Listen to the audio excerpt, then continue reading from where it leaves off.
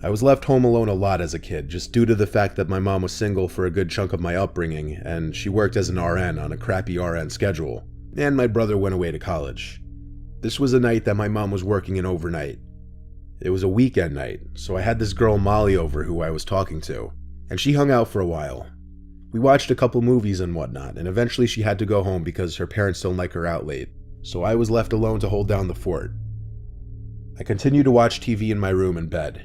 My bedroom is upstairs next to the backyard, so when someone dragged one of the chairs on the deck outside, I heard it.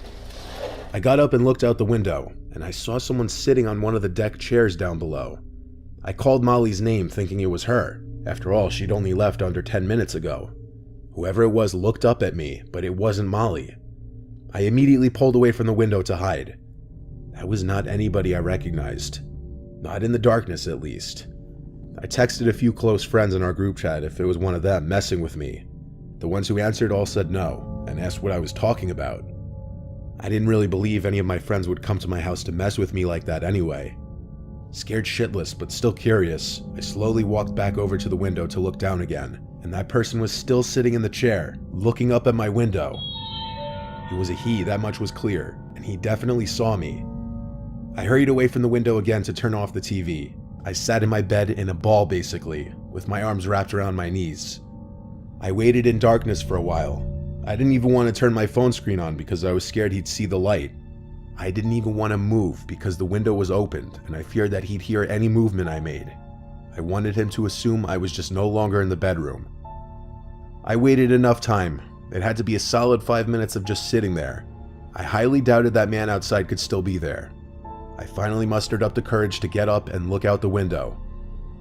I felt a little part of me die inside when I saw he was still down there, looking up at my window. Instead of running away from the window again, I tried to be brave and said down to him, "What do you want?" I then noticed his shoulders started to go up and down as if he were laughing really hard, but he didn't make any kind of audible laughing sounds at first, till I heard a slight whistling sound coming from him. It seemed like he was laughing so hard that he was wheezing. I asked him to please go away, then walked away from the window again. I went back to my bed. I was scared to call the police for some reason. I left my room and sat at the top of the stairway listening. The back door was being pushed. He was trying to get into the house. I ran back to my room to hide again. I was 14, I didn't know what else to do.